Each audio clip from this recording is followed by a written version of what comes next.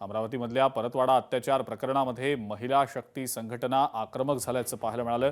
आरोपीला कठोरात कठोर शिक्षा करण्याची मागणी सुद्धा यावेळेला करण्यात आलेली होती।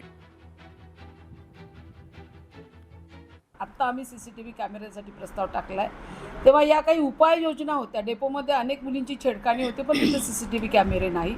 तेव्हा सर्व झाल्यानंतर मग आम्ही कांगावा करतो। त्याच्या आधी आमच्या काही उपाययोजना आहे, याच्यासाठी आज एक आमची जबाबदारी म्हणून माझ्यासोबत सीमाताई बोके त्या महाराष्ट्राच्या अध्यक्ष आहेत। आम्ही महाराष्ट्रावर सर्वजणी काम करतो, पण आमच्या स्वतःच्या तालुक्यामध्ये काय परिस्थिती आहे यासाठी आम्ही कॉमन एका सर्व विषयावर मीटिंग लावलेली होती। त्याच्यामध्ये काही मुद्दे आमच्या समोर आले, जे कलेक्टरांचे मुद्दे होते ते कलेक्टर साहेबांकडे देऊ, पालकमंत्री महोदयांचे मुद्दे त्यांना देऊ आणि त्यानंतर ह्या सगळ्या गोष्टींवर उपाययोजना करण्यासाठी आजची अतिशय महत्त्वपूर्ण बैठक आमची पोलीस डिपार्टमेंटसोबत झाली।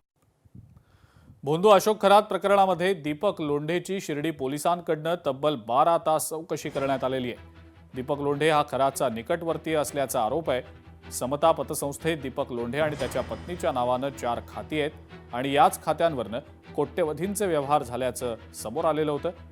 या दीपक लोंढेला उद्या पुन्हा एकदा चौकशीसाठी हजर राहण्याचे पोलिसांनी आदेश दिले। जे संविधानात जे काही गोष्टी आहे, ज्या माझ्याबद्दल माझ्या आणि माझ्या मिसेसबद्दल जे काही अकाउंट खोलले आहे, हे काय माझे नाही आहे, हे मी सरांना बी सांगितलं। अजून माझी काही चौकशी आहे, मी उद्या परत येऊन करणार आहे आणि मी माझे फक्त मोठ्या लोकांसंग फोटो आहे म्हणून मला टार्गेट बनवले जात आहे। याच्यात मी विनंती करतो का मला टार्गेट बनवू नका। मी छोटा माणूस आहे, मी एक शेतकरी माणूस आहे।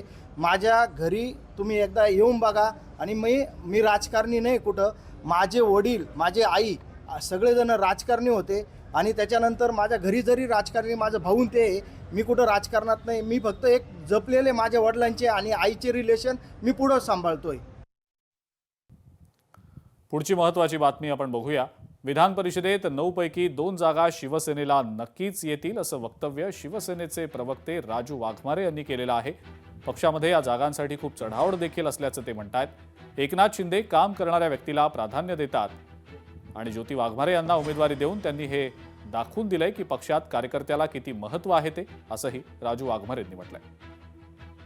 विधान परिषदेच्या 9 जागांपैकी 2 जागा तरी आमच्या शिवसेनेला नक्कीच येतील।